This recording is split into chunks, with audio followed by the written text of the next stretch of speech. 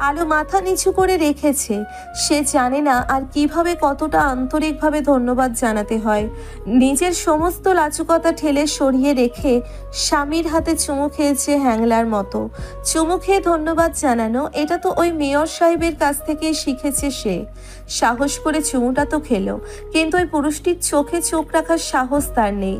শামিন অবাক হয়ে আলোর মুখের দিকে কিছুক্ষণ তাকিয়ে থাকে, তারপর নিচের ডান হাতের পিঠে তাকায়। তার চোখে মুখে বিস্ময়। আলো অন্যদিকে মুখ ঘুরিয়ে বসে আছে, মনে মনে চেঁচিয়ে বলছে, পেয়েছেন তো ধন্যবাদ, এবার যান যান না এখান থেকে মেয়র সাহেব। শামিন যেন লাজুক লতা আছিয়ার মনে মনে দেওয়া ধমক শুনতে পেল। ধীর পায়ে হেঁটে সে কেবিন থেকে বের হয়। আলোকে নিয়ে যাওয়া হয় সার্জারি রুমে।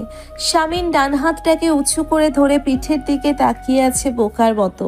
ওই পাষণ্ডী আছিয়ার থেকে এতটা আশা করেনি সে। কি দেখছো হাতে সামির? হাতে কি হয়েছে? নাফিসার ডাকে শামিনের ঘোর কাটে। নাফিসা তার হাতের দিকে তাকিয়ে আছে। শামিন মাথা নেড়ে অস্ফুট স্বরে বলে ওঠে, না আন্টি, কিছু না। ওয়েটিং রুমে বসে আছে সবাই। বইয়ের থেকে প্রথম চুমু পেয়ে মুচকি মুচকি হাসতে থাকে মেয়র শামিন ইয়াসার মির্জা। কি করছো? পেছন থেকে ঋতুকে জড়িয়ে ধরে ইলহাম বলে ওঠে। ঋতু নিচু গলায় বলে, ভাবির সার্জারি হলো কিনা জানতে ফোন দিয়েছি ভাইয়ার কাছে, ভাইয়া ফোনটা ধরছে না। কথা হয়েছে, আমার সার্জারি হয়েছে। ঋতু ইলহামের দিকে তাকায়, তারপর কিছুক্ষণ চুপ করে থেকে বলে, জানেন ভাইয়ার ভাবিকে একসাথে দেখতে কত যে ভালো লাগে আমার, হৃদয়টা প্রশান্তিতে ভরে যায়। যখন ভাবি ভাইয়াকে ছেড়ে চলে গেছিল তখন ভাইয়ার উদাস মুখটা দেখে খুব কষ্ট পেতাম। ভাইয়া ভাবিকে খুব ভালোবাসে। আগে জানতাম পুরুষ মানুষ ভালোবাসতেই জানে না, কিন্তু ভাইয়াকে দেখে ধারণা বদলে গেল, পুরুষের ভালোবাসা ভয়ানক সুন্দর। ভাইয়া ভাবিকে যতটা ভালোবাসে, ভাবি কখনোই অমন করে ভালোবাসতে পারবে না ভাইয়াকে। ঋতুর কথা শুনে ইলহাম তার দিকে তাকিয়ে থাকে। ওই সুন্দর মায়াবী দুটি চোখের দিকে তাকাতেই ইলহামের মনের মধ্যে তীব্র অনুশোচনা হয়। নিজের নিন্দিত দিনগুলোর কথা সে নিজেই ভুলতে পারে না। এই মেয়েটা কত সহজে ভুলে গিয়েছে।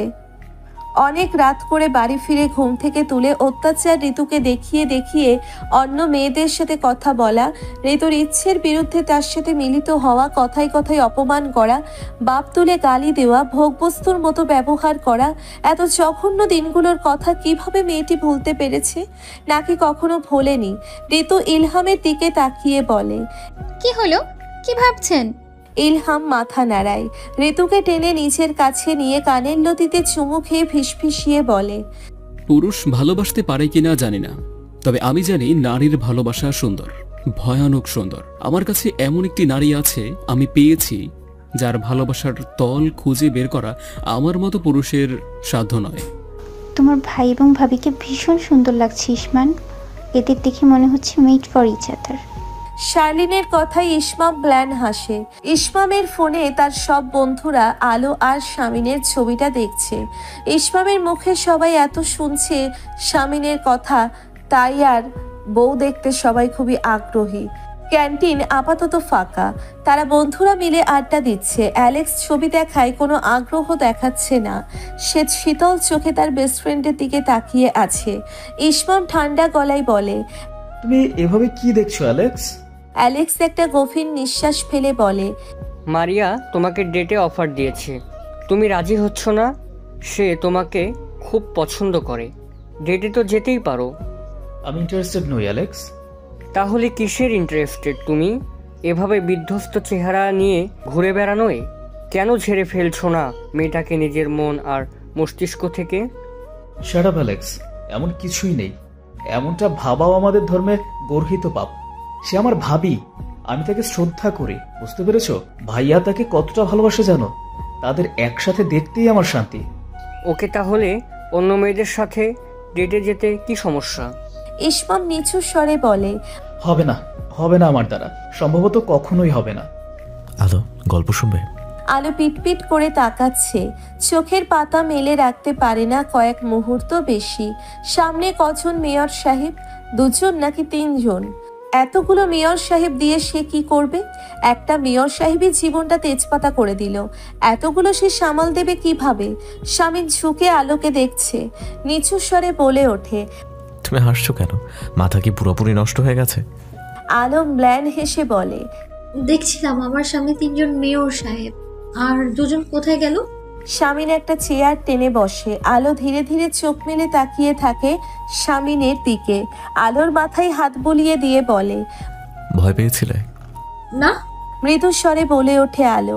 পরপর বলে, আপনি কিভাবে ঢুকলেন? 24 ঘন্টার আগে তো কেউ ঢুকতে পারবে না।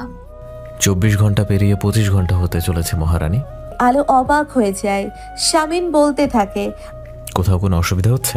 আলো মাথা নাড়ায়, তারপর বলে, ওই দাগগুলো আর দেখতে পাবো না তো? শামিন আলোর দিকে তাকিয়ে আছে। অনেকটা উৎকণ্ঠা মেয়েটার কণ্ঠে। বেশ ভুগিয়েছে ক্ষতর দাগগুলো।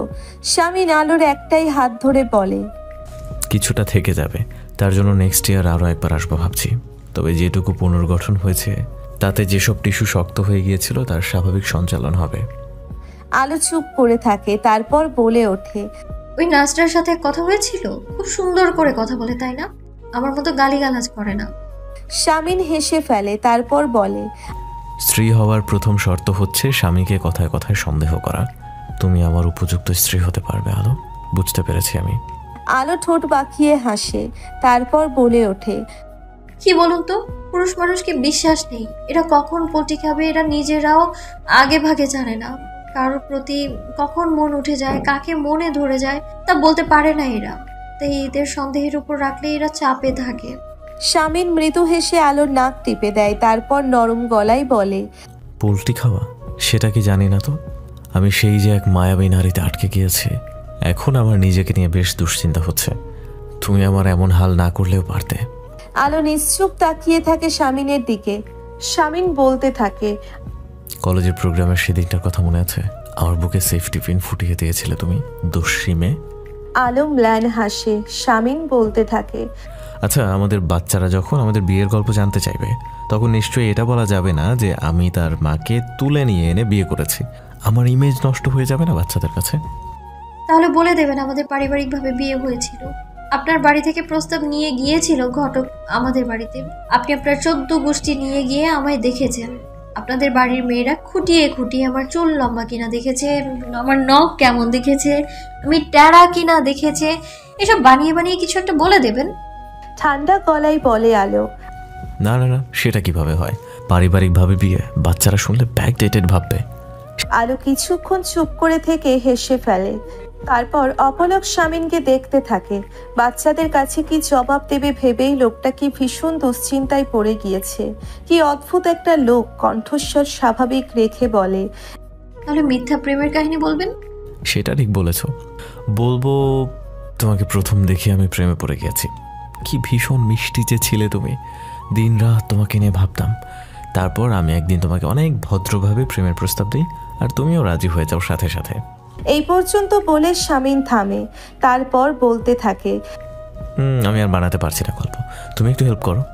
আলো হাত দিয়ে মুখ চেপে হাসছে, হাত সরিয়ে জবাব দেয়, তাড়াহুড়ো করতে হবে না, ধীরে সুস্থে বানান গল্প। আমাদের তো বাচ্চা নেই। এখন নেই, হতে কতক্ষণ? স্বাভাবিক গলায় প্রশ্ন করে শামিন। আলোর গাল লাল হয়ে যায় লজ্জায়। মুখ ঘুরিয়ে সে অন্যদিকে তাকিয়ে থাকে। লোকটা ভীষণ বাড়াবাড়ি করে। মুখে লাগাম নেই এই লোকটার। মাত্র 7 দিন হয়েছে আলো ক্লিনিকে ছিল। 2 দফায় সার্জারি হয়েছে, অথচ তার কাছে মনে হচ্ছে কত বছর ধরে সে ওই মেডিসিন দেওয়া কেবিনটাতে ছিল।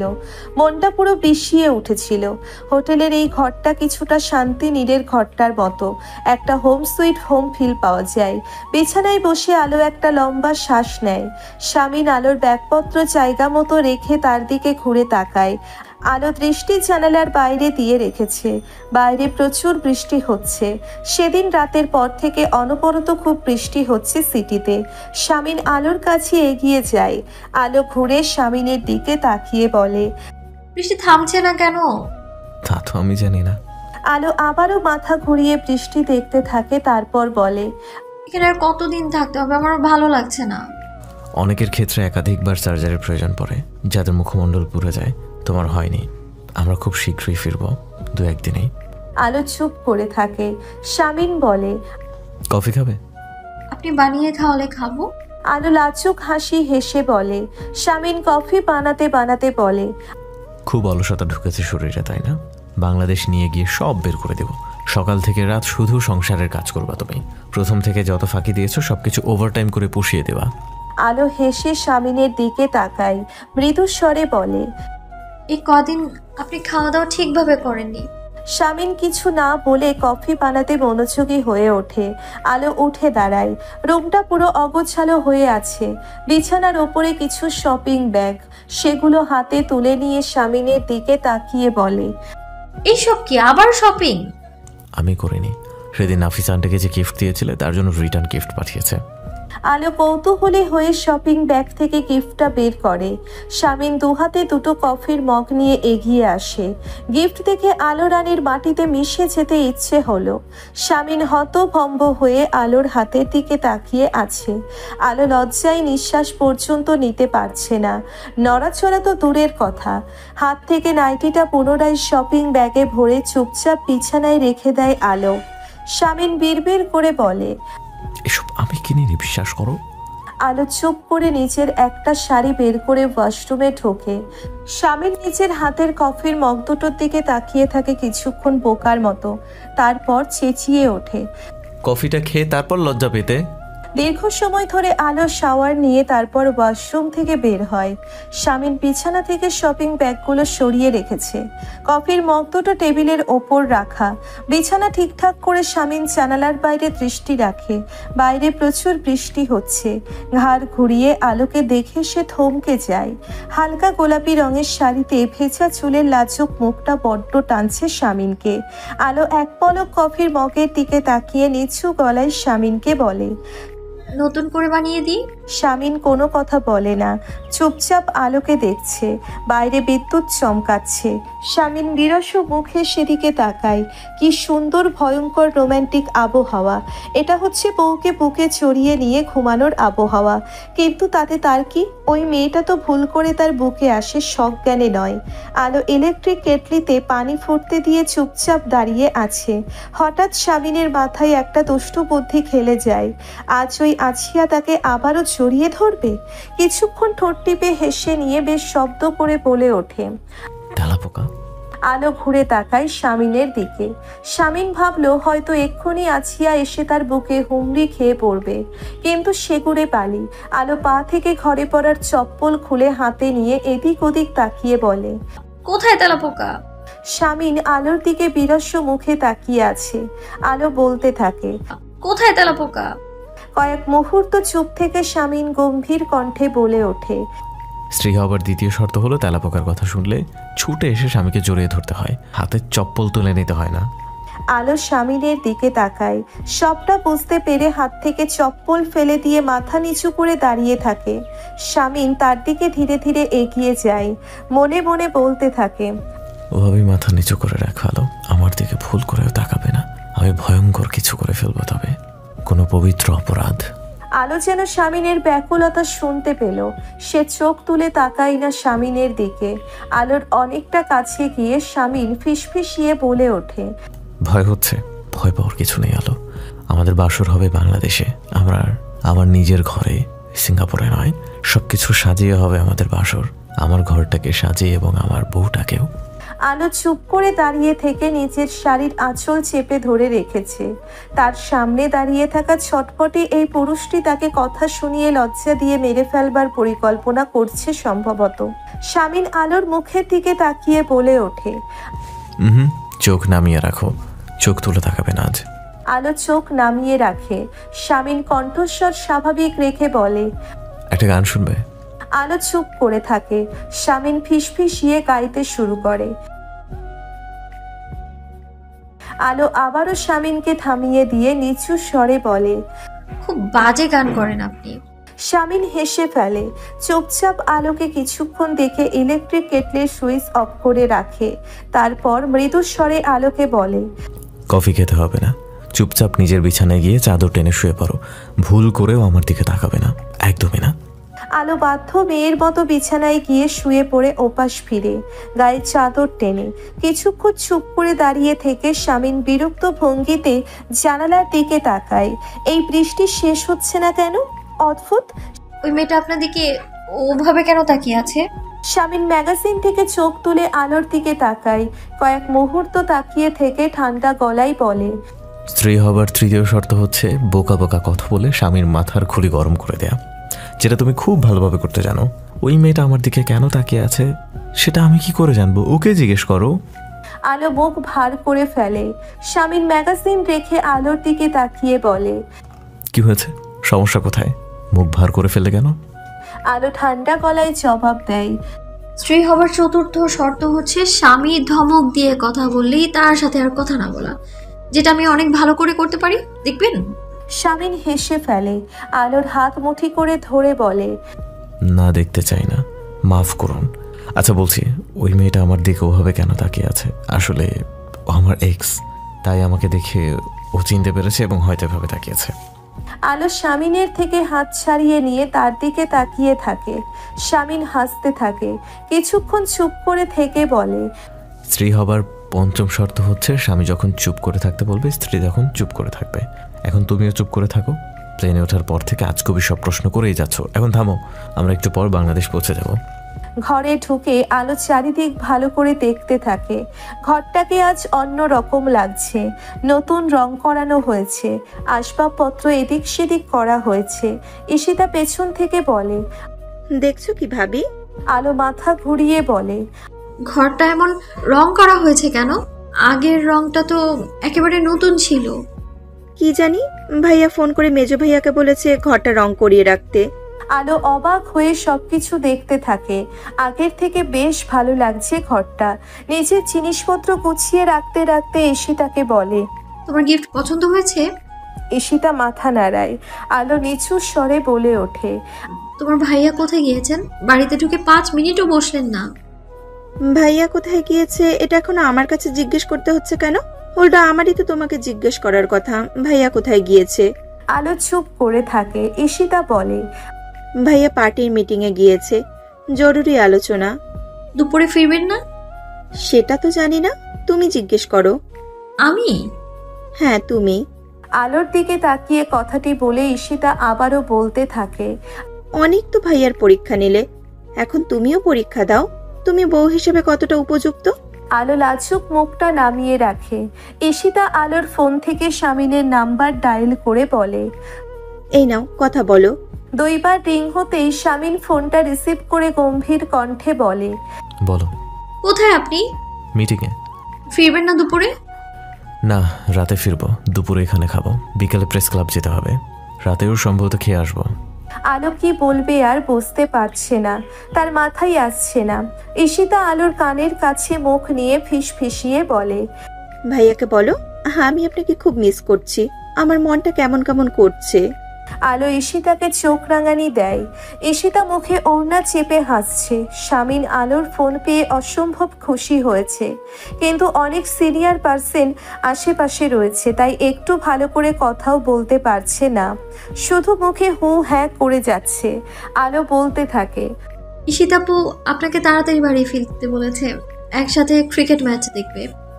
আর তুমি তাড়াতাড়ি বাড়ি ফিরতে বলবে না? শামিন জানতে চায়। আলো ঠান্ডা গলায় বলে, না, আমি তো ক্রিকেট খেলা দেখি না। শামিন একটা দীর্ঘশ্বাস ছেড়ে বলে, ঠিক আছে, তোমার ঈশিতা আপুকে বলে দিও আমি তাড়াতাড়ি বাড়ি ফিরবো। আর তোমার ঈশিতা আপুর বড় ভাবিকে বলে দিও সে যেন গোলাপি রঙের শাড়িটা পরে থাকে। আলোর মুখটা লাল হয়ে যায় লজ্জায়। ঈশিতা আর চোখে তাকিয়ে বলে, কি বলেছে? ভাইয়া আই লাভ ইউ বলেছে? আলো মাথা নাড়ায়। তাহলে বলা যাবে না। অস্ফুট স্বরে বলে আলো ছুটে ঘর থেকে বের হয়। পার্টির মিটিং শেষ করে কবির আলমগীর শামিনকে কাছে ডাকে। শামিন গিয়ে তার পাশের চেয়ারে বসতেই কবির আলমগীর বলে ওঠে, সরকারি ফান্ড সিন্ডিকেটের ব্যাপারটা বানোয়াট। তোমার শ্বশুর মিথ্যা তথ্য দিয়ে নিউজ লিখেছেন। বানোয়াট নাকি সত্যি সেটা তো উনি লেখেননি, উনি তো খবরটা তুলে ধরেছেন আঙ্কেল। জনগণের মুখে যা শুনেছে, স্কুলটা অনেক বছর ধরে নির্মাণাধীন পড়ে আছে। খুব শ্বশুর ভক্ত হয়েছ দেখছি। এতে যে তুমিও ফেঁসে যেতে পারো সেটা জানো। নেবে তুমি অপবাদ, দলের সুবিধা নিলে কিন্তু দলের অপবাদও মাথায় তুলে নেবার সাহস থাকতে হয়। শামিন কবির আলমগীরের দিকে তাকিয়ে ঠান্ডা গলায় বলে, প্রথমত উনি শুধু আমার শ্বশুর নয়, একজন সাংবাদিক। দ্বিতীয়ত আমি এমন কোনো কাজ করিনি যাতে আমি ফেঁসে যাব। আর তৃতীয়ত, দল করলে দলের অন্যায় সমর্থন করার মতো ছেলে আমি নই আঙ্কেল। কবির আলমগীর শামিনের দিকে তাকিয়ে থাকে। ছেলেটা বরাবর বেপরোয়া, এখন যদি এর খামখেয়ালির জন্য পার্টি ফেসে যায় সেটাই কবির আলমগীরের ভয়। সে নিচু স্বরে বলে, আরে অন্যায় সমর্থন করতে কে বলেছে তোমাকে? তুমি শুধু তোমার শ্বশুরকে বলবে অযথা এত লেখালেখি যাতে সে না করে। এতে কত শত্রু তৈরি হয় বলো তো। শামিন ম্ল্যান হাসে, তারপর বলে, আমি আছি, শত্রু হলে আমি উপড়ে ফেলতে জানি আঙ্কেল, এটা বিশ্বাস করেন তো? আপনি অযথা চিন্তা করবেন না, অন্যায় তো আর আপনি করেননি। কলিং বেলের আওয়াজে ঋতু দরজা খুলে দেয়। শামিন হাসি দিয়ে বলে, ইহান ঘুমিয়েছে? ঋতু মাথা নাড়ায়। শামিন এদিকে ওদিকে তাকিয়ে আলোর উপস্থিতি পর্যবেক্ষণ করতে থাকে। আলো লিভিং রুমে নেই, নিশ্চয়ই খেয়ে দিয়ে নাক ডেকে ঘুমোচ্ছে। আসলে শামিন একটু বেশি বেশি আশা করে ফেলেছে ওই মেয়েটার থেকে। নিজের মাকে যেমন দেখে আসছে, ঋতুকে যেমন দেখে আসছে, তাতে সে ভেবেছিল বউ মানুষ বুঝি এমনই হয়। আলোর মতো অলস বউ যে পৃথিবীতে থাকতে পারে তা সে বুঝতে পারেনি। ঋতু শামিনের হাতের শপিং ব্যাগটার দিকে তাকিয়ে বলে, কি এটাতে? শামিন মুচকি হাসে। ঋতু হেসে বলে, বুঝেছি, ভাবির জন্য। শামিন লাজুক মুখটা নিয়ে উপরে চলে যায়। ছোট ভাই বোনগুলো এভাবে লজ্জা দিলে সে কোথায় যাবে? ধীরে ধীরে দরজা ঠেলে ভেতরে ঢুকে দেখে বিছানায় কেউ নেই, তাহলে সম্ভবত বারান্দায়। জোরে জোরে শব্দ করে আলমারি খুলে টি শার্ট বের করে, শব্দ করে ওয়াশরুমের দরজা খোলে। আলো রানীর কোনো পাত্তা নেই। আলো বারান্দায় দাঁড়িয়ে আকাশের চাঁদ দেখছিল। আজ আকাশে এত বড় একটা রূপালী চাঁদ। শব্দ পেয়ে সে বুঝতে পেরেছে শামিন এসেছে। কয়েক মুহূর্ত দাঁড়িয়ে থেকে সে হেঁটে নিচতলায় চলে যায়। ওয়াশরুম থেকে বের হয়ে শামিন বারান্দায় উকি দেয়। বারান্দায় কেউ নেই। ঘুরে দাঁড়াতেই দেখে আলো দাঁড়িয়ে আছে, তার হাতে একটা গ্লাসে মেল্ট লেমন। শামিন আলোর হাতের গ্লাসটার দিকে তাকিয়ে বলে, মুখে ছুঁড়ে মারবে নাকি? আলো হেসে ফেলে। শামিন গ্লাসটা নিয়ে চুমুক দেয় তাতে। আলোকে এক পলক দেখে নিচু স্বরে বলে, ঈশিতার বড় ভাবিকে গোলাপি রঙের শাড়ি পরতে বলা হয়েছিল। আলো অন্যদিকে ফিরে বলে, আপনি বললেই সে শুনবে কেন? শামিন শীতল চোখে আলোর দিকে তাকিয়ে আছে। আলো বলতে থাকে, ক্রিকেট ম্যাচ দেখতে যাবেন না? ইলহাম ভাইয়া আর ঈশিতাপু অপেক্ষা করছে আপনার জন্য দোতলার লিভিং রুমে। আপনি যান, আমি ঘুমিয়ে পড়ছি, দরজাটা চাপিয়ে রেখে যাবেন। শামিন কিছুক্ষণ আলোকে দেখে দরজার কাছে যায়, তারপর দরজার ছিটকিনি তুলে ঘুরে দাঁড়ায়। আলো মাথা নিচু করে রেখেছে। শামিন আলোর দিকে এগিয়ে যায়, তারপর নিচু স্বরে বলে, দোতলার লিভিং রুমে আমার জন্য কে অপেক্ষা করে বসে নেই? আমার জন্য সম্ভবত দোতলার দক্ষিণ পাশের এই ঘরটা থেকে অপেক্ষা করেছিল। আলো অন্যদিকে মুখ ঘুরিয়ে নিয়ে বলে, মিথ্যে কথা, কেউ অপেক্ষা করেছিল না। কেউ ছিল না? শামিন আলোর দিকে খানিকটা ঝুঁকে জিজ্ঞেস করে। আলো মাথা নাড়ায়। শামিন বলে ওঠে, ঠিক আছে, আমি লিভিং রুমে যাচ্ছি। আজকের ম্যাচটা খুবই গুরুত্বপূর্ণ, দেখতে হবে। তুমি ঘুমিয়ে পড়ো। শামিন ঘুরে দাঁড়াতেই আলো তার হাত টেনে ধরে। ঘাড় ঘুরিয়ে আলোকে দেখে মাথা নিচু করে রেখেছে। শামিন বলে, কথায় কথায় মাথা নিচু করে ফেলে কেন? আপনি তো এটাই পছন্দ করতেন, আপনার বউ মাথা নিচু করে থাকবে। শামিন হাসে। বিছানা থেকে একটা শপিং ব্যাগ আলোর হাতে দিয়ে বলে, এটা পরে আসো, তোমার পছন্দের লাল শাড়ি। আলো কাঁপা কাঁপা হাতে ব্যাগটা নিয়ে নেয়। শামিন অবাক হয়ে বলে, এভাবে কাঁপছো কেন? আলো এক ছুটে শাড়িটা নিয়ে ওয়াশরুমে ঢুকে যায়। শামিন চুপচাপ বসে থাকে।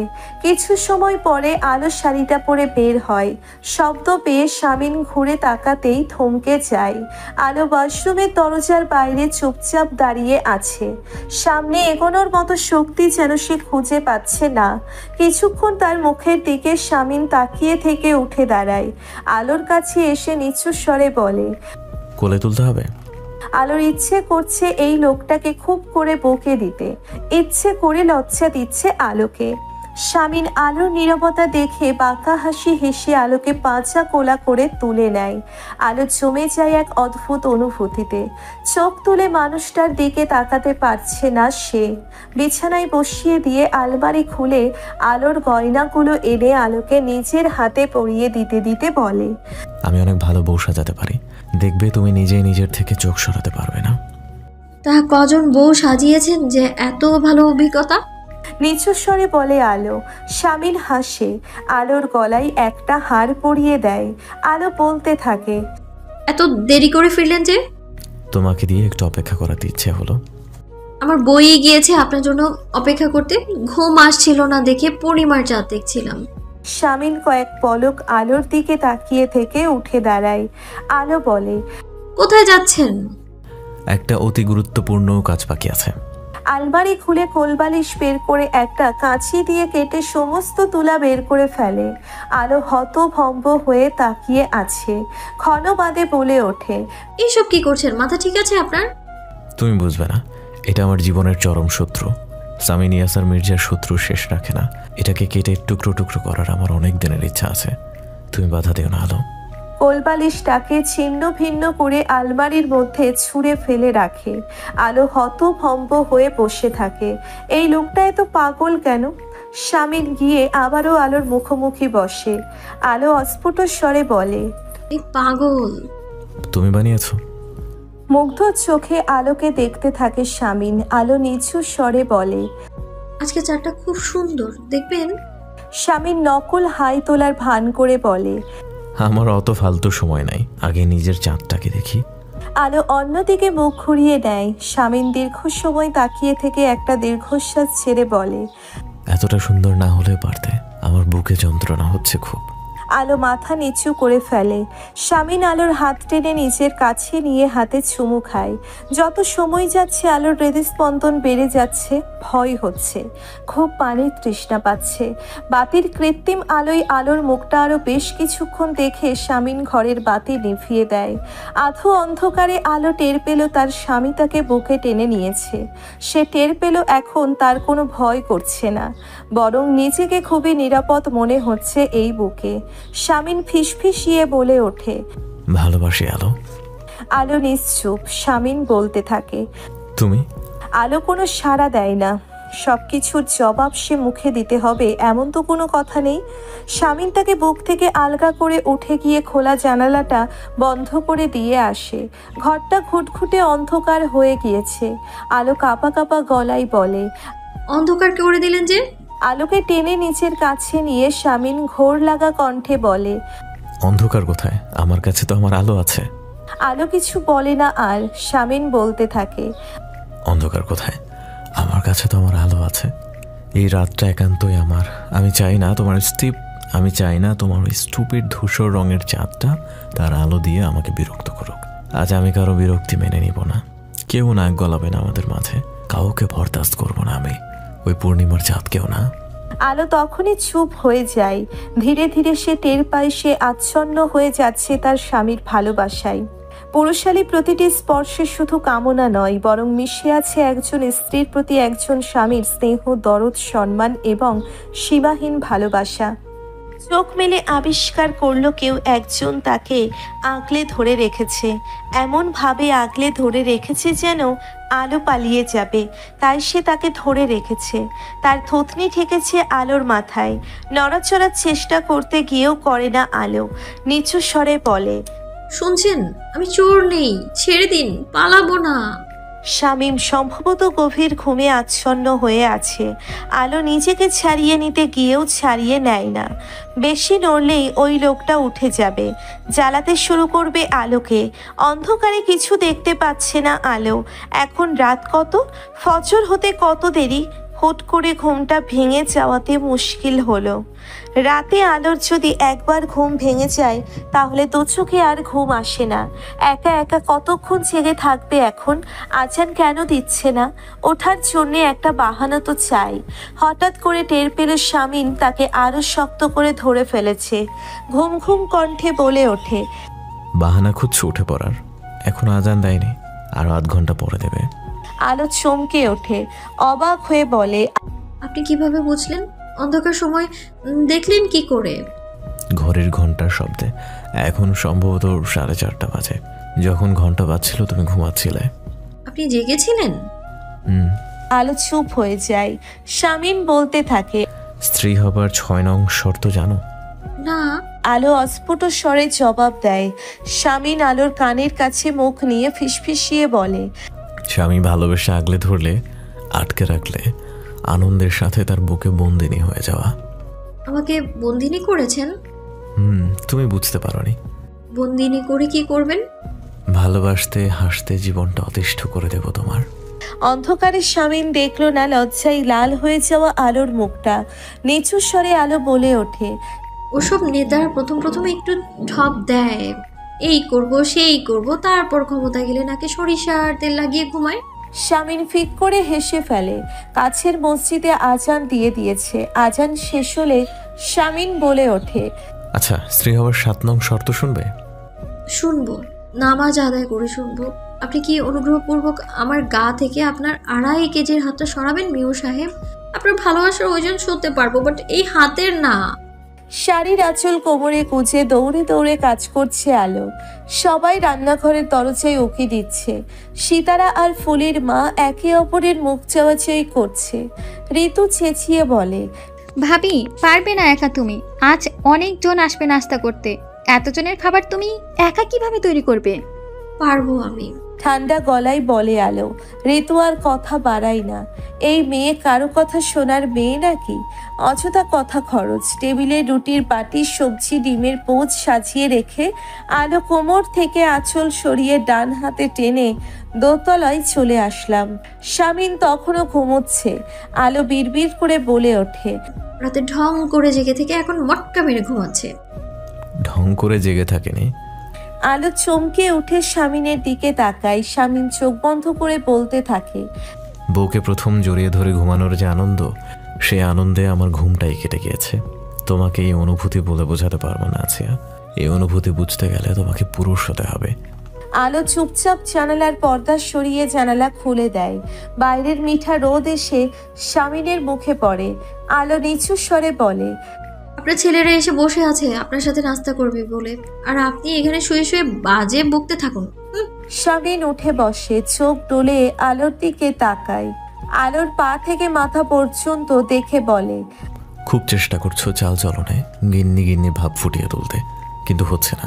তুমি ঋতুর কাছ থেকে কিংবা আমার শাশুড়ির কাছ থেকে ট্রেনিং নিও। আলো দাঁড়িয়ে থাকে। শামীম উঠে আলোর দিকে এগিয়ে এসে তার গালে একটা হাত বুলিয়ে বলে, এখন অনেক কিছু শেখা বাকি আছে, গ্রো আপ। তারপর হুট করে আলোর কপালে একটা চুমু খায়। সিতারা এসে ঘরের দরজায় দাঁড়িয়ে বলে, আসবো ভাবি? এসো। আলো শামীমের থেকে দূরে সরে দাঁড়িয়ে সিতারাকে আসতে বলে। সিতারা ঘরে ঢুকে মেঝের দিকে তাকিয়ে অবাক হয়ে যায়। সে এসেছে ঘর ঝাড়ু দিতে। অবাক চোখে আশেপাশে তাকিয়ে বলে, এত তুলা পড়ে আছে কেন? ভাইজান পুরো ঘরে? প্রশ্নটি করে সে আলমারি খুলতে যায়। শামীম থামিয়ে দিয়ে বলে, আলমারি খুলিস না সিতারা, ওখানে একটা লাশ পড়ে আছে। গম্ভীর কণ্ঠে বলে শামীম। আলো কপাল কুঁচকে শামীমকে থামিয়ে দিয়ে সিতারাকে বলে, কিছু না সিতারা আপা, মজা করছে, তুমি তোমার কাজ করো। নাস্তার টেবিলে পিনপতন নীরবতা বিরাজ করছে। সবাই শামীমের দিকে তাকিয়ে আছে খুবই কৌতূহলী হয়ে। শামীম দলের ছেলেদের দিকে তাকিয়ে বলে, আমাকে এভাবে কেন দেখছিস? কেউ কোনো জবাব দেয় না। শামীম রুটি ছিঁড়ে সবজি নিয়ে মুখে পুরে সবার দিকে তাকায়। এইবার সে বুঝতে পেরেছে সবাই খাওয়া রেখে কেন তার দিকে তাকিয়ে আছে। শামীম খাবারটা না পারছে ফেলতে, না পারছে গিলতে। আলো রান্নাঘরে চলে যায়। শামীম মুখ থেকে খাবারটা ফেলে দিয়ে ছেলেদের গম্ভীর কণ্ঠে বলে ওঠে, সবসময় তরকারিতে লবণ থাকতে হবে এমন তো কোনো কথা নেই। বাংলাদেশের সংবিধানের কোথাও লেখা আছে তরকারিতে লবণ দিতেই হবে? লবণ ছাড়াও বেশ খাওয়া যায়। তৌফ উসখুস করছিল। হুট করে বলে ওঠে, আপনি কেন থুতু মেরে ফেলে দিলেন ভাই? আলো আরো এক বাটি সবজি নিয়ে সে সবার মুখের দিকে তাকায়। অবাক হয়ে বলে, খাচ্ছেন না কেন আপনারা? সব তো সেভাবেই আছে।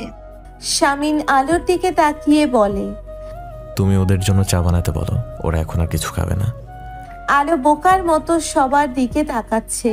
সবাই আলোর দিকে তাকিয়ে মুচকি মুচকি হাসে। তারপর উঠে লিভিং রুমে চলে যায়। আলো শামীমের দিকে তাকায়। শামীম মৃদু হেসে বলে, স্ত্রী হবার নেক্সট শর্ত হচ্ছে স্বামীর জন্য কিছু রান্না করলে আগে নিজে লবণ চেখে দেখা। আলো হতভম্ব হয়ে বলে, লবণ বেশি হয়েছে? তোমার মাথায় যেমন ব্রেইন নাই তেমন তোমার রান্নায়ও লবণ নাই। শামিন মজার ছলে ফিসফিসিয়ে কথাটি বলে চলে যায়। টেবিলের ওপর স্তূপ করে রাখা আলোর বই, কোমরে হাত দিয়ে বইগুলোর দিকে তাকিয়ে আছে সে। শামিন গিয়ে পেছন থেকে আলোকে জড়িয়ে ধরে বলে, কি ব্যাপার, কি ভাবছো?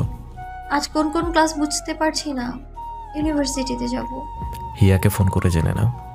ভালো বলেছেন, ওকেই ফোন করে দেখি। আলো ফোন নিয়ে ব্যস্ত হয়ে পড়ে। শামিন দেখতে থাকে আলোকে। একটা গাঢ় নীল রঙের শাড়ি পরেছে, চুলে একটা লম্বা বেনি। শামিন কাছে গিয়ে বেনি খুলে দেয়। আলো ফোন রেখে অবাক হয়ে শামিনকে বলে, খুললেন কেন? খোপা বাঁধো। আচ্ছা, আপনার কাজ নেই?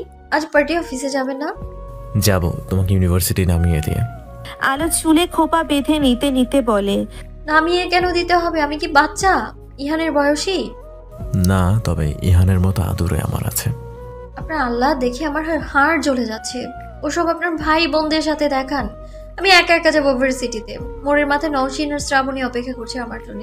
শামিন এক হাত দিয়ে আলোকে আগলে ধরে নিজের কাছে টেনে নিয়ে বলে, এখন এমন ধূরছাই করছো তো, যখন থাকবো না তখন।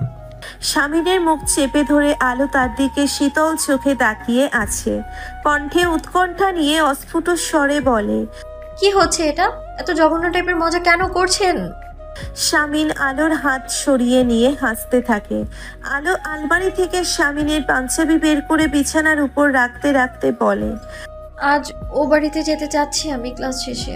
আজান আয়াতের গিফটগুলো দিয়ে আসবো। হ্যাঁ যাবে, অসুবিধা কোথায়? আলো কিছুক্ষণ চুপ করে থেকে বলে, আজ রাতটা দাদির কাছেই থাকবো, ফিরবো না এই বাড়িতে। 2 দিন থাকবো ওখানে ভাবছি। শামিন আলোর দিকে তাকায়। আলো নিচু স্বরে বলে, থাকবো। কয়েক মুহূর্ত সময় নিয়ে শামিন বলে, কেন থাকবে না? তোমার ইচ্ছে হলে অবশ্যই থাকবে, আমার কোনো অসুবিধা নাই। আলো ভেবেছিল শামিন বলবে সেও যেতে চায়, কিন্তু শামিন বলেনি। আলো ভাবলেও হয়তো তার এখানে খুব কাজ আছে, নয়তো শামিন যেতে চাইতো। শামিনের ফোন বেজে ওঠে হঠাৎ। ইসমাম ফোন দিচ্ছে। ফোনটা রিসিভ করে বারান্দায় চলে যায়। কিছুক্ষণ পরে মুখে হাসি হাসি করে ঘরে ঢোকে। আলো বলে, হঠাৎ এত খুশি? ইসমাম আসছে। আনন্দের সাথে বলে শামিন। আলো শামিনের দিকে তাকিয়ে আছে, তার চোখে মুখে অস্বস্তি। শামিন হঠাৎ আলোকে বলে ওঠে, 1 মিনিট দাঁড়াও, তোমাকে একটা জিনিস দেখাই। আলো দাঁড়িয়ে পড়ে। শামিন তার ফোন থেকে 2টো মেয়ের ছবি বের করে আলোকে দেখিয়ে বলে, দেখো তো, এই 2টো মেয়ের থেকে কে বেশি সুন্দরী? আলো অবাক হয়ে শামিনের হাতের দিকে তাকিয়ে আছে। অস্ফুট স্বরে বলে, কারা এরা? আগে বলো। আলো ছবি 2টোর দিকে কিছুক্ষণ তাকিয়ে থেকে একটা মেয়েকে দেখিয়ে বলে, এই মেয়েটা? শামিন হেসে বলে, ঠিক বলেছ, আমারও এটাই মনে হয়েছে।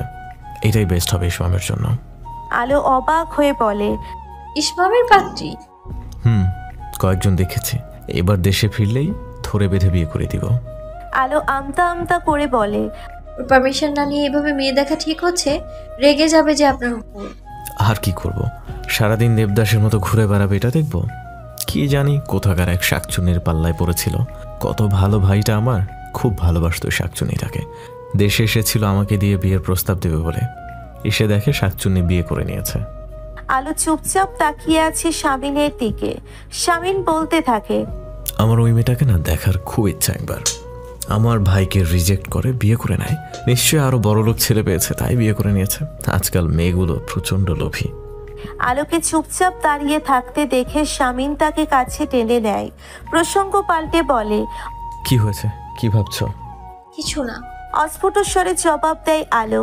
শামিন আলোর কপালে একটা চুমু এঁকে দিয়ে পাঞ্জাবি গায়ে চাপিয়ে ঘর থেকে বের হয়। আলো চুপচাপ দাঁড়িয়ে থাকে। আলো কখনোই এত বড় সত্যিটা এই লোকটাকে জানতে দিতে চাই না, ভুল করেও না। সহ্য করতে পারবে না এই লোকটা। শামিনকে গাড়ি থেকে নামতে দেখে পার্টি অফিসের সবাই খুশি হলেও খুশি হয় না জাবির। সে এক পলক তাকিয়ে আবারও ফোন ঘাঁটতে থাকে। পার্টির জরুরি আলোচনায় আজ উপস্থিত নেই কবির আলমগীর। শামিন এগিয়ে যেতেই জেনারেল সেক্রেটারি ইসহাক খাঁ বলে ওঠে। শামিন ম্লান হেসে কিছু একটা বলতে যাবে, তখনই জাবির পাশ থেকে বলে ওঠে, কাউকে বেশি প্রশংসা করলে তার এভাবেই অবনতি হয়। ইয়া হাক আঙ্কেল। শামিন শীতল চোখে জাবিরের দিকে তাকায়, তারপর ঠান্ডা গলায় বলে, তুই হঠাৎ এলি যে? মেয়ে নাচিয়ে সময় পাস পার্টির কাজ করার? ফোন রেখে জাবির শামিনের দিকে তাকায়, তারপর বলে ওঠে, মামা তোকে একটু বেশি লাই দেয়, নিজেকে খুব যোগ্য মনে করিস। ভুল বললি, আমি নিজেকে কিছুই মনে করি না। এটা তো জনগণের কাজ, তারাই আমাকে হয়তোবা কিছু একটা মনে করে, তাই আমি এসব। আর তুই দলের ক্রিয়া সম্পাদক হয়ে দলের ফান্ড থেকে টাকা সরিয়ে বাজারে মেয়েদের মুচড়া দেখিস, থাইল্যান্ড যাস। জাবির কিছু বলতে চেয়েও পারে না। শামিনকে সে চেনে, এখানে তর্কাতর্কি করলে কিছুই হবে না, উল্টে তার মুখোশ খুলে যাবে। শামিন ইস্তাকের দিকে তাকিয়ে বলে, একজন মেয়রের অনেক কাজ থাকে আঙ্কেল। ফান্ড থেকে কে কখন টাকা সরালো সেটা নিয়ে আলোচনা পর্যালোচনা করলে তো হবে না। সেসব করার জন্য পুলিশ আছে, সাংবাদিক আছে, তাদেরকেই কাজটা করতে দিন না। ইস্তাক চিন্তিত ভঙ্গিতে বলে। শামিন ইস্তাকের দিকে তাকাতেই ইস্তাক একটি ঢোক গিলে ফেলে। ঘুরে ঘুরে মিটিং এর প্রত্যেকটা লোককে একবার দেখে নিয়ে শামিন ঠান্ডা গলায় বলে, যে যে অকাজটা করেছে তাদের সবাইকে দাম দিতেই হবে। অকাজটা করার আগে দ্বিতীয়বার ভাবা উচিত ছিল। শামিন চলে গেলে জাবির বিরক্ত ভঙ্গিতে ইস্তাকের দিকে তাকিয়ে বলে, নিজেও খাবে না, আমাদেরও খেতে দেবে না। এটাকে দলে রেখে কত বড় ভুল করলেন তা আপনারা আর মামা খুব শীঘ্রই বুঝতে পারবেন আঙ্কেল। তখন না পারবেন গিলতে, না পারবেন উকড়ে ফেলতে। ফোনের দিকে দীর্ঘ সময় ধরে তাকিয়ে আছে শামিন। মহারানীর কোনো পাত্তা নেই। অবশ্য বাপের বাড়ি গেলে মেয়েরা এমন করে, তখন স্বামী দিয়ে কি করে। যাওয়ার সময় একবার শামিনকে যাওয়ার জন্য সাধলও না। শামিন কি হ্যাংলা নাকি? প্রত্যেকবার স্বামীনই সেদে সেদে যাবে? কখনোই না। শামিন ইয়াসেরের আত্মসম্মান আছে। ফোনের রিংটোন বেজে উঠতে শামিন ফোনের দিকে তাকায়। ভেবেছিল আলোর ফোন, কিন্তু ফোন এসেছে সিম কোম্পানি থেকে। বিরক্ত ভঙ্গিতে শামিন মুখে কারান্ত শব্দ করে। শামিনের কোলে জামিলের ছেলে জাহিন। সে এসেছে জামিলার হেনার বাড়িতে। হেনা এসে জাহিনকে শামিনের থেকে নিয়ে যায়। শামিন ফোনটা হাতে নিয়ে কিছুক্ষণ উসখুস করে আলোকে ফোন দেয়। ফোনটা রিসিভ করে আলো কানে ধরে চুপ করে থাকে। শামিন গম্ভীর কণ্ঠে বলে, খেয়েছো? হ্যাঁ, আপনি? খেয়েছি জামিলের বাড়িতে। কেমন আছে জামিল ভাইয়ের ছেলেটা? ভালো। আলো চুপ হয়ে যায়। শামিন প্রচন্ড বিরক্ত হচ্ছে। দুটো রোমান্টিক কথা বলতে জানে না এই মেয়ে। হয় চুপ করে থাকবে, নয়তো এমন কথা বলবে যাতে শামিনের কলিজা পর্যন্ত পুড়ে যায়। কয়েক মুহূর্ত পরে আলো বলে ওঠে, কি হলো, চুপ করে আছেন যে? কিছু না, রাখছি। শামিন ফোন কেটে দেয়। আলো চুপচাপ বসে আছে। এমন অদ্ভুত আচরণ করলো কেন লোকটা? কিছুক্ষণ পরে আবারও ফোন দেয় শামিন। আলো আবারও ফোন রিসিভ করে বলে, কি হলো বলবেন তো, কি হয়েছে? এমন অদ্ভুত আচরণ কেন করছেন? কিছু না, রাখছি। ফোন কেটে দেয় শামিন। আলোর এবার প্রচন্ড মেজাজ গরম হয়ে গিয়েছে। কিছু বলছেও না, এমন উদ্ভট আচরণ করছে। শাশুড়ি মাই লোকটাকে পেটে নিয়ে কি খেয়েছিল? আপাত মস্তক পাগল একটা লোক। সন্ধ্যা থেকে কিছুক্ষণ পর পর শামিন আলোকে ফোন দিচ্ছে। কিছুক্ষণ কথা বলে ফোন রেখে দিচ্ছে। আলো না পারছে বাপের বাড়িতে আসা কোনো অতিথিকে সময় দিতে, না পারছে একটু পড়াশোনা করতে। এমন ব্যক্তিত্ববান মানুষের থেকে এমন উদ্ভট আচরণ মেনে নেওয়া যায় না। একবার ইচ্ছে করলো ফোনটা সুইচ অফ করে দেবে, কিন্তু ওই লোকের বিশ্বাস নেই। দেখা যাবে আব্বুর নাম্বারে ফোন দিতে শুরু করবে। কিছুক্ষণের জন্য ফোন দেওয়াটা থেমেছে। রাত তখন প্রায় 12টা। আলোদের বাড়ির সবাই রাত 10টার মধ্যেই ঘুমিয়ে পড়ে। পুরো বাড়ি নিস্তব্ধ। আলোর চোখ দুটো বেশ লেগে যাচ্ছিল। হঠাৎ করে ফোনটা বেজে ওঠে আবার। হায় আল্লাহ বলে আলো ফোনটা হাতে নিয়ে রিসিভ করে কানে ধরে বলে, এখনো ঘুমাননি? শামিন চুপ করে আছে। আলো কিছুক্ষণ চুপ করে থেকে বলে ওঠে, আপনি কি কাল আসতে চাচ্ছেন মেয়র সাহেব? শামিন কয়েক মুহূর্ত নীরব থেকে বলে ওঠে, দরজা খোলো, আমি এসে গেছি। আলো একটা দীর্ঘশ্বাস ছেড়ে উঠে বসে। ওই পাগল লোকটার এমন আচরণে আলো একটুও অবাক হয়নি। চুলে খোপা বাঁধতে বাঁধতে দ্রুত পায়ে হেঁটে গিয়ে সদর দরজা খুলে দেয়। শামিন আলোকে পা থেকে মাথা পর্যন্ত একবার দেখে কিছু না বলে সোজা হেঁটে আলো শোবার ঘরের দিকে যায়। সদর দরজার ছিটকিনি তুলে দিয়ে আলো শামিনের পিছু পিছু যায়। ঘরে ঢুকে বিছানায় টানটান হয়ে শুয়ে পড়ে শামিন। আলো নিচু স্বরে বলে, আগেই তো আসতে পারতেন, এত ঢং করেন কেন? আমাকে তো কেউ দাওয়াত করেনি, আমি কি হ্যাংলার মতো চলে আসতাম? মেয়র সামিন ইয়াসার মির্জা হ্যাংলা? হ্যাংলার মতো আসেনি, কিন্তু চোরের মতো ঠিকই এসেছেন। পাড়ার কুকুরগুলো এই জন্যেই ঘেউ ঘেউ করছিল আপনাকে দেখে, চোর ভেবেছিল ওরা আপনাকে। শামিন চুপ করে থাকে। আলো শামিনের হাতে তোয়ালে ধরিয়ে দিয়ে বলে, গাড়ি কোথায়? মোড়ের মাথায়। জামান কাকার গ্যারেজে রাখতে পারলেন না? এটা আপনাদের মতো ভিআইপি এলাকা না। কাল সকালে গিয়ে দেখবেন গাড়ি দাঁড়িয়ে আছে, কিন্তু গাড়ির ভেতরে কিচ্ছু নাই। মেয়রের গাড়ি কেউ ধরবে না। ঠান্ডা গলায় জবাব দেয় শামিন। তারপর তোয়ালে দিয়ে ওয়াশরুমে ঢুকে চোখে মুখে পানি দিয়ে মুখ মুছতে মুছতে বের হয়। আলো বিছানা ঠিক করতে করতে বলে, অমন অদ্ভুত আচরণ করছিলেন কি জন্য? আপনার জন্য কাউকে সময় দিতে পারছিলাম না আমি। আপনি কি অবুঝ? স্ত্রী হবার পরের শর্ত হচ্ছে মিনিটে মিনিটে স্বামীকে ফোন দিয়ে জিজ্ঞেস করা সে কোথায় কি করছে। আমার দলের ছেলেদের দেখি ওদের প্রেমিকা কিংবা বউরার ফোন দিতেই থাকে।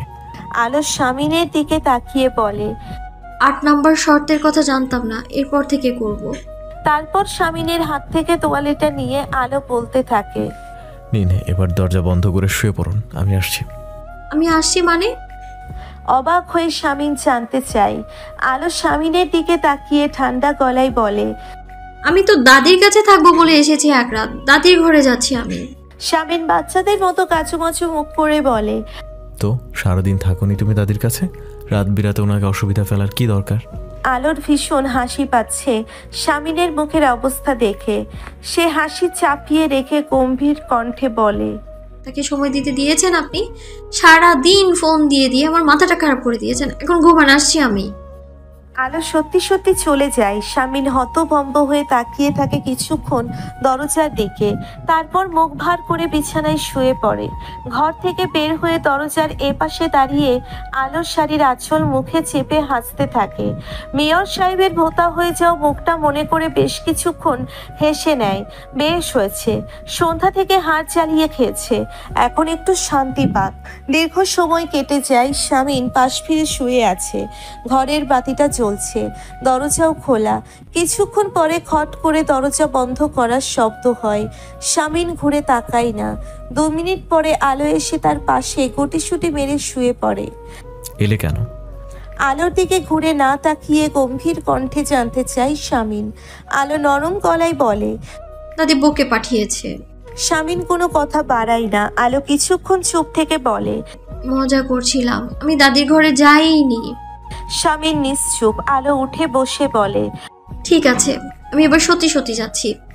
আলো বিছানা থেকে নেমে পড়তে নিলে শামিন ঘুরে খপ করে আলোর হাত টেনে ধরে। আলো শামিনের দিকে তাকাতেই শামিন আলোকে টেনে নিজের কাছে নিয়ে কপাল কুঁচকে আলোর দিকে তাকিয়ে থাকে। আলো কিছু বলার আগেই শামিন বলে ওঠে, নবম শর্ত কি জানো? স্বামী কোনো কারণে রেগে গেলে তার রাগ ভাঙাতে হয়, রাগ না ভাঙিয়ে চলে যাচ্ছ। আলো চুপ করে কিছুক্ষণ শামিনের দিকে তাকিয়ে থাকে, তারপর অস্ফুট স্বরে বলে ওঠে, স্ত্রী হবার এত এত শর্ত, স্বামী হবার বুঝি শর্ত নেই? স্বামীদের বুঝি 7 খুন মাফ? নাকি কাবিনের সম্পূর্ণ টাকা পরিশোধ করে দিলেই আর কোনো শর্ত থাকে না তাদের জন্য? কপালের কাছের চুলগুলো এলোমেলো হয়ে আছে আলোর। শামিন মৃদু হেসে চুলগুলো কানের পাশে গুজে দিয়ে আলোকে মাথায় হাত বুলিয়ে দিতে দিতে বলে, আছে তো, শর্ত আছে, তবে স্বামী হবার শর্ত একটাই, সেটা হলো সারা জীবন স্ত্রীকে আগলে রাখা, ভালোবাসা, আদর, যত্ন, আহ্লাদে নিজের কাছে মৃত্যুর আগ পর্যন্ত ধরে রাখা। মাথার স্ক্রু ঢিলা হয়ে যাওয়া স্ত্রী ছেড়ে যেতে চাইলেও কখনো তাকে ছেড়ে যেতে না দেওয়া। এতটুকু বলে শামিন থামে, তারপর আবার বলে ওঠে, স্ত্রীকে কখনোই বিছানার সৌন্দর্য মনে না করা, বরং স্ত্রীকে বিছানার কোল বালিশ মনে করা। শেষের কথাটা বলে শামিন হেসে ফেলে। আলো তাকিয়ে আছে শামিনের দিকে। শামিন হাসতে হাসতে আলোকে আগলে নেয়। আলো মিছিমিছি নিজেকে ছাড়িয়ে নিতে চায় এই পাগল লোকটার থেকে। শামিন আলোকে আরো আগলে নিয়ে আলোর কানে ফিসফিসিয়ে বলে ওঠে, আর দশম শর্ত হলো, স্বামী যখন ভালোবাসতে চাইবে তখন তাকে ভালোবাসতে দেয়া, নড়াচড়া না করা। তুমিও করবে না, চুপচাপ থাকো। কথাটি বলে শামীম তার বউয়ের কপালে চুমু খায়, তারপর বলে, এই হচ্ছে মেয়র সাহেবের ভালোবাসা, দিয়েছে তার ভালোবাসার আলোর কপালে। ঘরের বাইরে থেকে রেহেনা ডেকে যাচ্ছে। এর আগেও 3 বার তিনি ডেকে গিয়েছেন। চতুর্থবারের মতো দরজায় ধাক্কা দিতেই দরজা খুলে যায়। রেহেনা অবাক হয়ে তাকিয়ে থাকে। স্বামীর নিচু স্বরে সালাম দেয় তার শাশুড়িকে। রেহেনা সালামের উত্তর দিয়ে কিছু বলতে যাবে, তখনই স্বামীন বলে ওঠে, আলো ফজরের নামাজ পড়ে ঘুমাচ্ছে। রেহেনা অবাক হয়েই তাকিয়ে থাকে। স্বামীর ওয়াশরুমে ঢোকে। রেহেনা ঘাড় ঘুরিয়ে দেখে আলো বিছানায় ঘুমোচ্ছে। রেহেনা এগিয়ে গিয়ে চেঁচাতে থাকে, এই মেয়ে, এই গাধা মেয়ে, ওঠ। আলো পিটপিট করে তাকায়, কপাল কুঁচকে ঘুম ঘুম কণ্ঠে বিরক্তির সাথে বলে, কি হচ্ছে আম্মু? আমি নামাজ পড়েছি, চেঁচিও না। জামাই কখন এসেছে? রাত 12:30টায়। রাত 12:30টায় এসেছে, তুই আমাকে ডাকবি না? হতভম্ব হয়ে যায় রেহেনা। ডাকলে কি করতে? দই মিষ্টি খাইয়ে বরণ করতে? খেতে কি দিয়েছিলি? ধমকের সুরে বলে রেহেনা। কি খেতে দেব? উনি তো রাতে খেয়ে এসেছেন। রেহেনা মেয়ের গা ছাড়া ভাব দেখে প্রচণ্ড বিরক্ত হয়। চাপা স্বরে চেঁচিয়ে বলে ওঠে, তোর বয়স 1-2 করে 26 বছর হয়েছে, তোর মাথায় কি এখনো বুদ্ধি হবে না? হালকা পাতলা নাস্তা দিসনি? আলো চোখ বড় বড় করে তাকিয়ে বলে, নাস্তা দেব মানে? রাত 12টা নাস্তা করার সময়? রেহেনা এবার দাঁত খিচিয়ে মেয়ের দিকে তেড়ে যায়। মাথায় গাঁটটা মেরে বলে, হোক রাত 3টা, তুই আপ্যায়ন করবি না নতুন জামাই? আলো উঠে দাঁড়িয়ে বলে, নতুন জামাই বলে আপ্যায়ন করতে হবে? আর পুরাতন জামাইদের কি করে আম্মু? দরজা থেকে ফিরিয়ে দেয়। রেহেনা এইবার রেগে মেয়ের চুল ধরে। স্বামীর ওয়াশরুম থেকে বের হয়ে রেহেনাকে দেখে অবাক হয়ে যায়। রেহেনা লজ্জা পেয়ে মেয়ের চুল থেকে হাত সরিয়ে দেয়। স্বামীন বলতে থাকে, ভালো করে দুটো লাগিয়ে দিন, আমি দিলে আবার নারীর প্রতি সহিংসতা উঠে যাবে। এই কাজটা আপনিই করুন মা। রেহেনা ম্লান হাসে, তারপর দ্রুত পায়ে হেঁটে রান্নাঘরে চলে যায়। জলদি জলদি করে এখন জামাইয়ের জন্য নাস্তা বানাতে হবে, তার এখন দম ফেলবার সময় নেই। স্বামীন আলোর কাছে এসে বলে, শেষমেশ একজনকে পেলাম যে আলো রানীর চুলের মুঠি ধরার ক্ষমতা রাখে। বাবা, যখন তখন তোমাকে শাস্তি দিতে ইচ্ছে করবে তখন এই বাড়িতে নিয়ে আসবো ভাবছি। স্টাডি রুমে স্বামীনের মুখোমুখি বসে আতায়ুর আলম তার জীবনে অর্জিত সকল মেডেলের বিশদ বিবরণ দিচ্ছে। খুবই উৎসাহের সাথে নিজের জীবনের সাহসিকতার দিনগুলোর স্মৃতিচারণ করছে। স্বামীর মাথা ঘুরিয়ে সবকিছু দেখে হাতে একটা আর্টিকেল তুলে নেয়। আতায়ুর আলম বলে ওঠে, ওটাও আমার লেখা। কাগজটাই চোখ বুলিয়ে স্বামীন বলে ওঠে, আপনি বই বের করলেই পারতেন, আপনার লেখায় সাহিত্যিক একটা টাচ আছে। অবশ্য আমি এসব কম বুঝি, পলিটিক্যাল সায়েন্স নিয়ে ঠেলে ঠেলে মাস্টার শেষ করেছি। পড়াশোনায় বরাবরই অমনোযোগী ছিলাম, এসব পলিটিক্সে আমাকে টানতো বেশি। বাকিটা তো বাবাকে দেখে আগ্রহ পেতাম। আতায়ুর আলম ম্লান হেসে বলে, তার রাজনৈতিক ক্যারিয়ারের ধস কিন্তু আমার জন্য নেমেছিল, জানো তুমি? না, এটা ভুল কথা। বাবার পিঠ পিছে তার ভাইয়ের কুকীর্তি আর ইলহামের জন্য বাবা তার পজিশন খুঁয়েছে। আমি বরাবর এটাই মেনে এসেছি। আপনি সাংবাদিক, আপনার কাজই তো সত্যি তুলে ধরা। আতায়ুর আলম বলে, আসল কথা আসি, সরকারি ফান্ড সিন্ডিকেটের আর্টিকেলটা আমি লিখেছি, ছাপিয়েছি। এই ব্যাপারে কি তোমার কোনো আপত্তি আছে? স্বামীন আতায়ুর আলমের চোখের দিকে তাকিয়ে বলে, আপত্তি কেন থাকবে? আপনি কি ভাবছেন সিন্ডিকেটের সাথে আমি জড়িত? মেয়ে জামাই হিসেবে ছাড় দিতে চাচ্ছেন? ঠিক তা নয়। আমতা আমতা করে বলে আতায়ুর আলম। স্বামীন ঠান্ডা গলায় বলে, পুলিশ তদন্ত করবে, উপর মহল থেকে লোক আসবে, সত্যিটা সামনে আসবে। 13 কোটি টাকা জনগণের জন্য ছিল, আমার দলের কর্মীদের জন্য নয়। আমিও চাই এর একটা সুরাহা হোক। আসতে গেলে কেন? আমি কি বাচ্চা? পথ চিনে আসতে পারি না? ভাইয়ের দিকে তাকিয়ে আছে ইসমাম। স্বামীন চোখ থেকে সানগ্লাস খুলে ফেলে বলে, আমি তোদের তেমনটাই মনে করি। ইসমাম চুপ করে বসে থাকে। স্বামীন বলে, আমিও তখন খুব ছোট, মাকে দেখতাম তোদের ডায়পার চেঞ্জ করে দিতে। আমি 2 দিন ভালো করে লক্ষ্য করলাম, তারপর নিজেই চেষ্টা করলাম। সেই থেকে তোর আর ইস্যু ডায়পার চেঞ্জ করেছি। আমার কাছে এখনো মনে হয় তোরা অমনি। স্বামীনের কথাই ম্লান হাসে ইসমাম, তারপর বলে ওঠে, বাড়িতে কে কে আছে এখন? তোর বড় ভাবি, মেজ ভাবি, ইহান। ইলহাম চিটাগাং গিয়েছে, ঈশিতা ইউনিভার্সিটিতে। গাড়ি ডানে ঘোরাও ভাইয়া, শামিন অবাক হয়ে বলে, কেন? আগে বাবার কবর জিয়ারত করতে যাব। দুই ভাই চুপচাপ। ইসমাম বলে ওঠে, বাবা বলতেন আমি যেন তার জানাজায় অন্তত থাকি, সেটাও তো হয়নি। আমি কিন্তু বাবার অপদার্থ ছেলে প্রমাণিত হলাম ভাইয়া। বাবা খুব একটা মিথ্যা বলতেন না। শামিন কোনো জবাব দেয় না। গাড়ি ঘুরিয়ে তারা গ্রামের বাড়ির দিকে যায়। সেখানে দুই ভাই গোটা সকালটা কাটিয়ে আসে তাদের বাবার সাথে। গাড়ি শান্তি নীরের গেট দিয়ে ভেতরে ঢোকে। কলিং বেল টিপে কিছুক্ষণ দাঁড়িয়ে থাকতে হয়। আলো এসে দরজা খোলে। ইসমাম নিচু স্বরে আলোকে সালাম দিলে আলো সালামের উত্তর দেয়। শামিন হাসতে হাসতে আলোকে বলে, রান্না বান্না হয়েছে? আলো মাথা নাড়ায়। রান্নায় লবণ হয়েছে কিনা দেখেছো? মাথা নাড়িয়ে আলো অস্ফুট স্বরে বলে, দেখেছি। শামিন বলে, ঠিক আছে, ও ফ্রেশ হলে ওকে খেতে দিও, প্লেনে কিচ্ছু খায়নি। আলো মাথা নাড়িয়ে ইসমামের দিকে তাকালো। ইসমাম চুপচাপ সোজা হেঁটে সিঁড়ির কাছে যায়। আলো রান্নাঘর থেকে সবকিছু নিয়ে এসে টেবিলের ওপর সাজিয়ে রাখে। অনেক সময় নিয়ে সে এসব রান্না করেছে। হুট করে শামিন তাকে পেছন থেকে জড়িয়ে ধরে। আলো চমকে ওঠে, নিচু স্বরে বলে, ইহান বাড়িতে ছুটোছুটি করছে। শামিন হেসে আলোকে ছেড়ে দিয়ে মুখোমুখি দাঁড় করায়। তারপর আলোর চোখে চোখ রেখে বলে, আজ তোমাকে একটু গিন্নি গিন্নিদের মতো লাগছে। একটু একটু, পুরোপুরি নয় কেন? শামিন হেসে আলোর আঁচল টেনে মাথায় তুলে দিয়ে বলে, কারণ এটা ছিল না। আমি আজ ও বাড়িতে একটু যেতে যাচ্ছি, আবার কিছু ঘন্টা থেকেই চলে আসবো, জরুরি কিছু কাজ আছে। শামিন পাঞ্জাবির বোতাম লাগাতে লাগাতে আলোর দিকে তাকায়। আলো বলতে থাকে, বিজনেস যেটা শুরু করেছিলাম সেটা আম্মুকে বুঝিয়ে দিয়ে আসবো। আরো দুজন লোক নেওয়া হয়েছে। আমার শাশুড়ি হবে কোম্পানির নতুন ব্যবস্থাপনা পরিচালক। বাহ, বেশ ভালো। আলো হাসে, তারপর বলতে থাকে, টিউশনিটা ছেড়ে দিয়ে খারাপ লাগছে খুব। দিদিমণি আজকেও ফোন করেছিল। শামিন আলোর দিকে এগিয়ে আসে, জড়িয়ে ধরে বলে, খুব উপার্জন করতে ইচ্ছে করে। আলো মৃদু স্বরে বলে, তারপর বলে ওঠে, কতগুলো টাকা বেতন পেতাম জানেন? 6,500 টাকা। শামিন অবাক হওয়ার ভান ধরে বলে, 6,500 টাকা? বাবা, এতগুলো টাকা! আলো বুঝতে পেরে যায় শামিন তাকে খোঁচা মারছে। সে মুখ ভার করে বলে, আপনার কাছে 6,500 টাকা কিছুই না, কিন্তু আমার কাছে অনেক কিছু।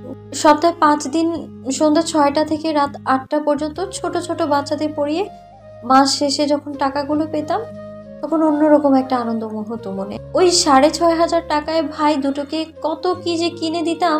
আব্বু তো ওদের এক একটা সাবজেক্টের টিউশন ফি দিতে দিতে হিমশিম খেয়ে যেত। ওদের সব পূরণ করতো কখন? শামিন আলোর দিকে তাকিয়ে আছে।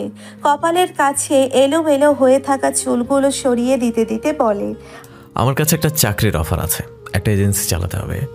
সপ্তাহে 3 দিন সন্ধ্যা 6টা থেকে রাত 8টা বসলেই হবে। বেতন 8,000 টাকা।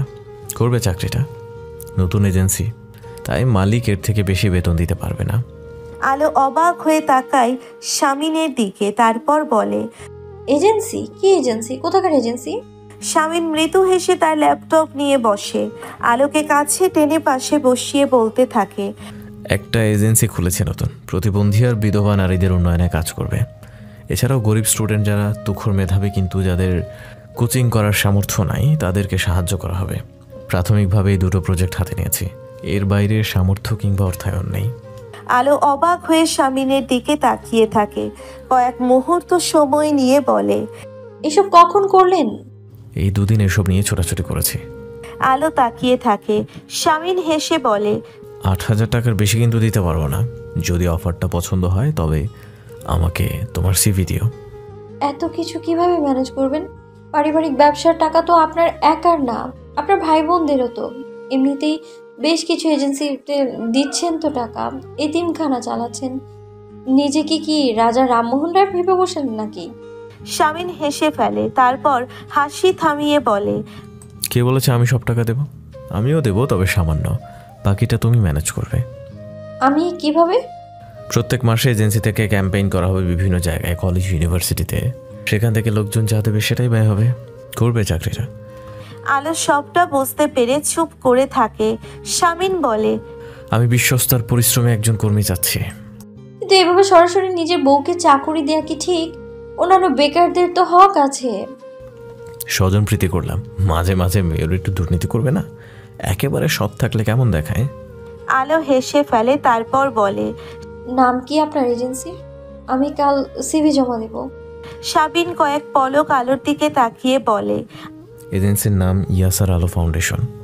আলো শামিনের দিকে তাকিয়ে থাকে। শামিন তার স্ত্রীর হাতে চুমু খেয়ে বলে, শাহজাহানের মতো স্ত্রীর জন্য তাজমহল তো করতে পারবো না, তাই একটা চাকুরি দিলাম। তুমি খুশি? খাবার টেবিলে 4 ভাই বোন মিলে হাসাহাসি করতে করতে খাচ্ছে। কতদিন পরে আবার তারা একসাথে খেতে বসেছে। আলো রান্নাঘর থেকে উকি দিয়ে দেখছে। তার ইচ্ছে করছে না ভাই বোনদের মাঝখানে তৃতীয় ব্যক্তি হয়ে ঢুকতে। ভাই বোনদের নিজেদের কত কথা থাকতে পারে, সে বরং সবার খাওয়া হয়ে গেলেই খাবে। শামিন আশেপাশে তাকিয়ে আলোকে ডাকতে থাকে। আলো ধীর পায়ে এগিয়ে যায়। ঈশিতা মাথা ঘুরিয়ে আলোর দিকে তাকিয়ে বলে,